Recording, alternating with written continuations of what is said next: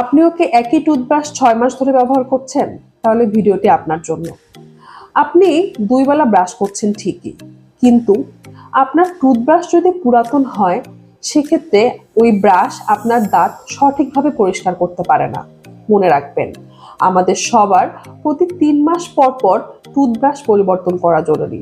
এছাড়া যদি ব্রিসল ছড়িয়ে যায়, বাঁকা হয়ে যায়, কিংবা আপনি অসুস্থ হওয়ার পরও একই টুথব্রাশ ব্যবহার করতে থাকেন, তাহলে 3 মাস হওয়ার আগেই আপনার টুথব্রাশ পরিবর্তন করা জরুরি। অনেকে ভাবেন ব্রাশ তো ঠিকই আছে, কিন্তু দেখতে ভালো হলেই যে জিনিসটা কার্যকর হবে, ব্যাপারটা কিন্তু সেরকম নয়। ক্ষয়প্রাপ্ত ব্রিসল আপনার দাঁতের প্লাক সঠিকভাবে পরিষ্কার করতে পারে না, যার ফলে আপনার দাঁতে ক্যাভিটি এবং মাড়ির রোগ হওয়ার ঝুঁকি বেড়ে যায়।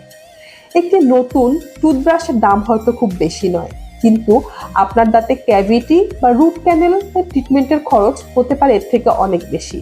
তাই আজকেই নিজের টুথব্রাশের দিকে তাকান। যদি 3 মাসের বেশি হয়ে থাকে কিংবা ব্রিসল ক্ষয়প্রাপ্ত হয়ে থাকে, তাহলে আজই পরিবর্তন করে ফেলুন।